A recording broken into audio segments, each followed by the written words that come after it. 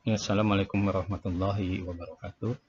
Hari ini saya akan menyampaikan kegiatan persiapan uji kom, yaitu pengkayaan, khususnya di Departemen Komunitas Keluarga dan Gerontik.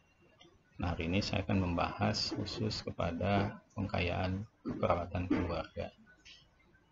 Teman-teman sekalian, Anda bisa review kembali apa itu keperawatan keluarga, ya, terus bagaimana asuhan keperawatan keluarga dari mulai pengkajian, diagnosa, intervensi, implementasi, dan evaluasi.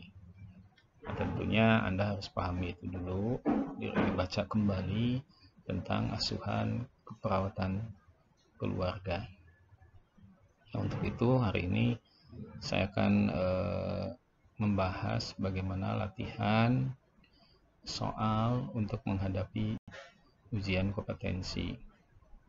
Nah, memang uji kompetensi ini bagian dari aspek legalitas kita. Ketika Anda lulus, itu harus melakukan uji kompetensi sehingga mendapatkan surat registrasi perawat. Dasarnya adalah dari lulus uji kompetensi. Nah, di dalam pengkayaan keperawatan keluarga ini, kita akan fokus kepada sasaran keluarga. Walaupun di komunitas itu sasaran ada 4 individu, keluarga, kelompok khusus, dan masyarakat ataupun komunitas. Nah, kita akan membahas tentang sasaran di keluarga. Nah, di dalam keluarga juga, di dalamnya ada individu yang mengalami sakit, ya, di dalam anggota keluarga tersebut, atau bagian dari anggota keluarga yang mengalami masalah kesehatan.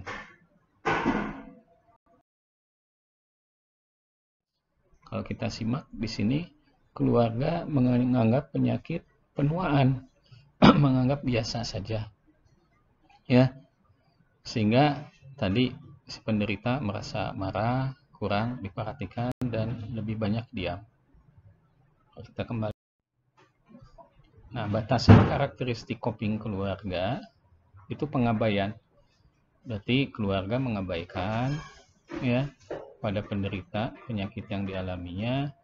Terus keluarga tidak menghormati kebutuhan klien. Kebutuhan klien adalah kondisi nyeri, dia tidak bisa beraktivitas, dia merasa sakit ketika digerakkan. Yang ketiga, batasan karakteristik dari coping keluarga, perawatan mengabaikan keluarga mengabaikan perawatan klien sesuai kebutuhan klien dan pengobatan. Jadi jelas jawaban yang paling tepat adalah tidak efektif coping keluarga. Nah, coping yang di sini oleh keluarga ada coping maladaptif. Jadi coping ada adaptif dan maladaptif. Jadi maladaptif itu coping yang memang tidak sesuai lah, ya, sesuai dengan kondisi penderita di dalam keluarga tersebut. Oke. Itu jawaban dari latihan pertama. Mudah-mudahan Anda paham, ya, tentang latihan yang pertama. Kita lanjut. Latihan kedua.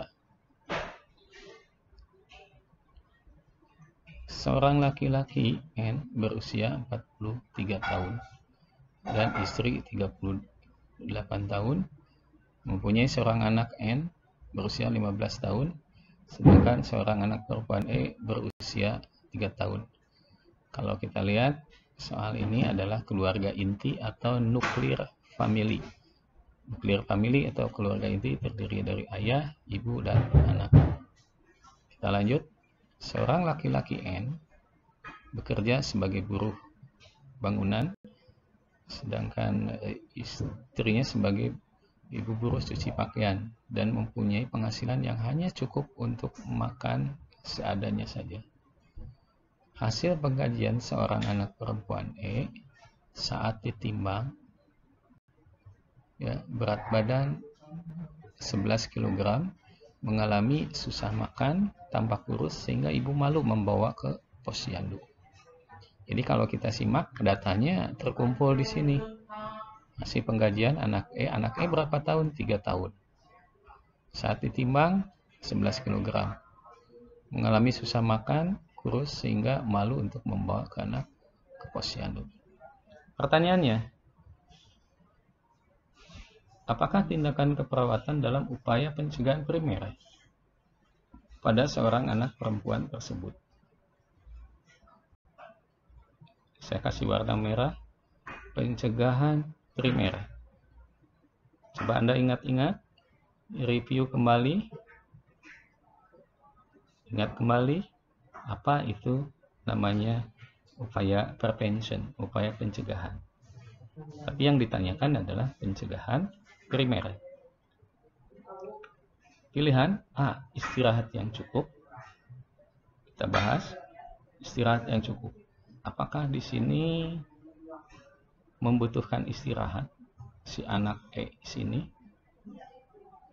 Padahal berat badannya sudah ada keluhan, ya, susah makan dan kurus. Apakah hanya dengan istirahat? Tidak. Berarti jawaban kurang tepat.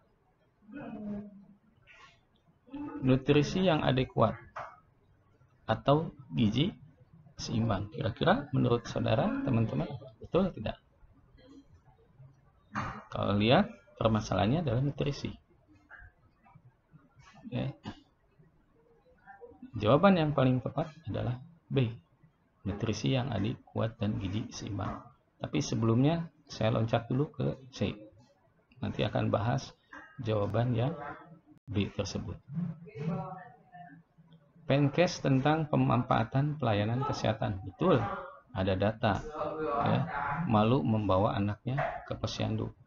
Permasalahannya adalah bukan pemanfaatan pelayanan, karena datanya sudah objektif. Masalahnya adalah nutrisi. Berat badan kurang, mengalami makan dan tambah kurus. Berarti kurang tepat. Yang kedua, pemberian makanan tambahan. Kalau kita lihat data di sini, penghasilan dari orang tua itu kurang, hanya makan seadanya. Jadi pemberian makanan tambahan di sini adalah bukan upaya pencegahan primer. Dan yang memberi makanan tambahan siapa? Perawatkah? Atau puskesmaskah? Kecuali di sini menganjurkan kepada puskesmas untuk pemberian makanan tambahan. Mungkin bisa menjadi pertimbangan. Yang E, pemberian vitamin pertumbuhan. Yang jelas di sini adalah daya konsumsi yang kurang karena ekonominya tadi kurang. Bukan vitamin yang diberikan karena keluhannya juga sudah ada, sudah objektif. Jadi kurang tepat. Jadi yang tepat adalah B, nutrisi yang adekuat atau gizi seimbang. Mari kita bahas. Jawaban latihan 2 adalah B, nutrisi yang adekuat atau gizi seimbang. Kalau kita lihat, simak kasus di atas tadi, latihan 2, itu anak usia 3 tahun. Ya, dengan masalah nutrisi, berat badan 11 kg, sulit makan, ya, terus tidak nafsu makan. Ini yang masalah lebih spesifik kalau lihat di data. Jadi Anda dengan terkaitan dengan data yang lain. Jadi di dalam Anda membaca soal, mana data yang paling dominan muncul di dalam soal tersebut. Nah, itulah yang Anda bisa fokuskan. Ya. Jadi data yang dominan di dalam soal tersebut mana? Sehingga Anda bisa memfokuskan kepada masalah tersebut. Nah, kalau lihat anak usia 3 tahun, ya, rata-rata berat badan 3 anak usia 3 tahun, kalau dikasuskan 3 tahun, ya anak E tadi, ya, menurut CDC, Center of Disease Control and Prevention, bahwa anak usia perempuan ketika tinggi 87 itu berat badannya adalah 11,5 dan 17. Berarti kurang dari 11,5. Jelas di datanya adalah 11 kg, kurang 0,5 atau setengah kilogram. Ya. Kenapa upaya pencegahan primer? Karena pertanyaannya upaya pencegahan primer. Upaya kesehatan itu terdiri dari primary prevention atau primer, secondary prevention, sekunder, dan tertiary prevention. Nah, upaya primer adalah upaya basic, upaya dasar. Ya. Upaya dasar yang meliputi pemeliharaan atau peningkatan kesehatan. Ada dua, jadi di dalam primer itu ada upaya pemeliharaan kesehatan atau peningkatan kesehatan. Yang kedua adalah upaya pencegahan khusus atau specific protection. Jadi saya ulangi, di dalam pencegahan primer ada dua, satu health promotion atau pemeliharaan kesehatan atau peningkatan kesehatan. Yang kedua specific protection atau upaya pencegahan khusus.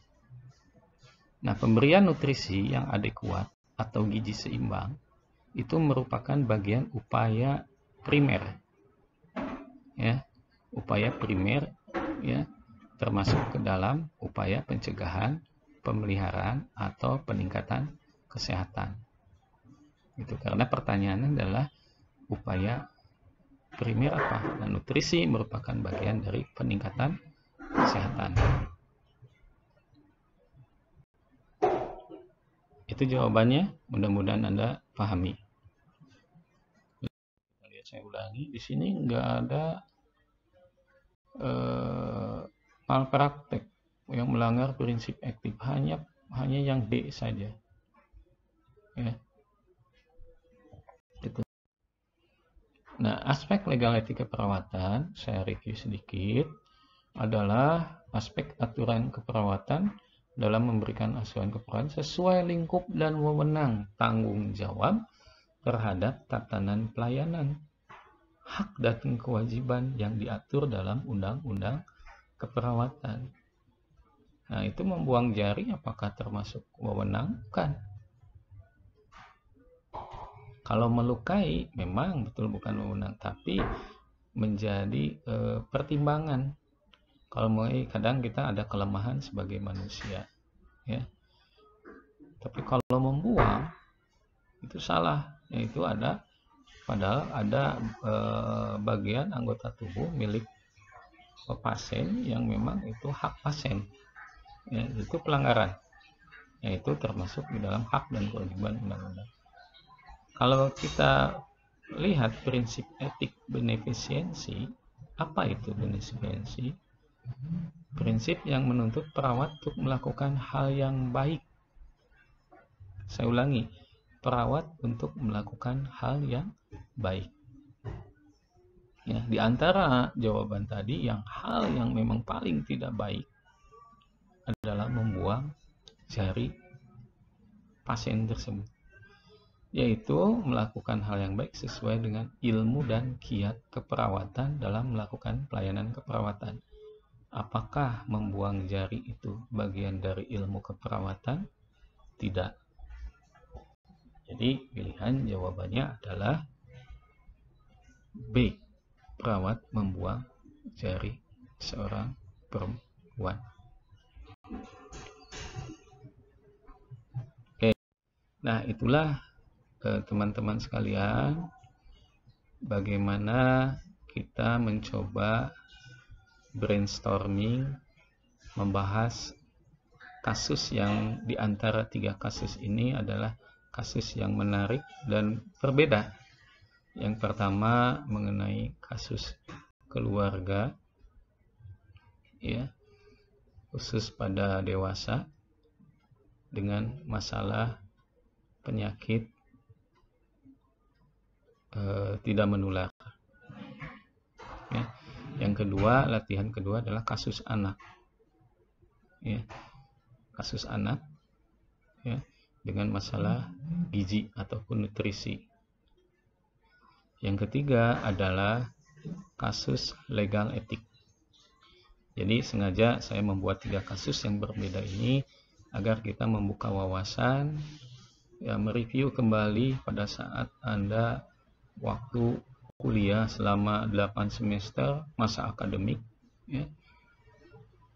Anda review kembali, jangan lupa ya, buka-buka, baca kembali, ya.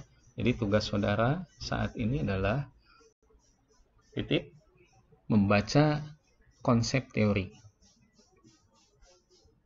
kaitan dengan tren isu masalah kesehatan saat ini. Kenapa saya sampaikan itu? Biasanya soal-soal yang dibuat oleh pembuat soal suka diarahkan kepada tren isu kesehatan masalah saat ini. Saya akan bahas sedikit saja review bahwa masalah kesehatan ada penyakit menular dan atau PM dan penyakit tidak menular. Penyakit menular contohnya penyakit infeksius. Nah, yang saat ini apa? Jelas Anda tahu sekarang lagi tren COVID-19. Ya. Terus TBC, penyakit kulit dan diare. Anda baca teori-teori ini. Rumusnya, 1, baca dulu definisi dari masalah kesehatan tersebut. Kedua, tanda gejala masalah kesehatan tersebut. Kenapa harus dibaca tanda dan gejala? Karena tanda gejala biasanya menjadi bagian dari data subjektif dan objektif. Saya ulangi, sebagai tanda data objektif dan subjektif. Tanda gejala atau manifestasi klinis. Karena di dalam soal, ya tadi saya pernah saya sampaikan bahwa soal terdiri dari biodata. Keluhan. Nah, keluhan berarti di situ ada manifestasi klinis atau data dan data penunjang. Nah, data keluhan dan data penunjang itu adalah bagian dari manifestasi klinis atau tanda gejala. Jadi Anda harus baca definisinya apa. Misalnya COVID-19, definisinya apa? Tanda gejalanya apa? Nah, tanda gejala bisa bagian dari data di dalam soal tersebut. Cara penanganannya, ya. Penanganan bisa pengobatan medis atau kan dengan pendekatan nursing atau keperawatan asuhan, keperawatan. Baca tuh, ya. Baca sedikit-sedikit tentang TBC, penyakit kulit, diare, dan ada penyakit tidak menular atau PTM. Nah, saat ini kasus-kasus diabetes sangat tinggi, hipertensi, ya, di keluarga atau di gerontik tinggi, gitu ya, jantung, ditambah dengan masalah gangguan jiwa di dalam keluarga. Nah, ini coba Anda baca, jangan lupa sehari baca 1 atau 2 masalah kesehatan. Bisa hari ini baca COVID-19 dan TBC, besok Anda baca ulangi lagi dan secara terus. Insya Allah saya yakin bisa Anda menjawab soal-soal tersebut. Tambahan lain mungkin baca tentang konsep legal etik. Ya, ini biasanya di dalam kisi-kisi diarahkan juga kepada soal, biasanya dari pusat suka mengarahkan coba kaitan dengan legal etik budaya dan lain sebagainya, ya, nursing culture-nya atau keperawatan secara budaya dan legal etik itu dibaca. Tadi saya kasih contoh soal legal etik. Tadi legal etik Anda baca kembali, tadi ada 8 kalau tidak salah, ya, ada justice, adil, ada beneficiency, ada informed consent, dan lain sebagainya. Anda baca definisinya aja. Definisinya apa? Kuasai dulu. Beneficiency apa? Justice apa? Informed consent apa? Ya, baca definisinya. Setelah Anda paham betul definisi, ketika Anda membaca soal, kita tahu arahnya kemana ini. Seperti itu. Ya, arah soal tersebut kemana ketika kita tahu definisi tersebut. Pahami, bukan dihafalkan, dipahami definisi tersebut, ya, arahannya kemana. Itu mungkin teman-teman sekalian latihan pengkayaan hari ini, mudah-mudahan bisa bermanfaat. Tapi titip bahwa soal yang tadi bukan dihafalkan. Belum tentu soal tersebut ada di dalam ujikom. Tapi bagaimana melatih Anda? Salah satunya melatih analisis Anda. Karena Anda seorang nurse, melatih analisis Anda ketika Anda melihat kasus. Ya, kasus yang nyata di lapangan atau kasus secara tertulis. Nah, di sini kemampuan melatih analisis Anda sangat penting dilatih ketika Anda diberikan soal-soal tersebut. Jadi jangan dihafal jawaban, jangan dibaca, tapi dipahami melalui analisis. Itu saja, kurang lebihnya mohon maaf. Saya ulangi, akhir kata wabillahi taufiq wal hidayah. Assalamualaikum warahmatullahi wabarakatuh.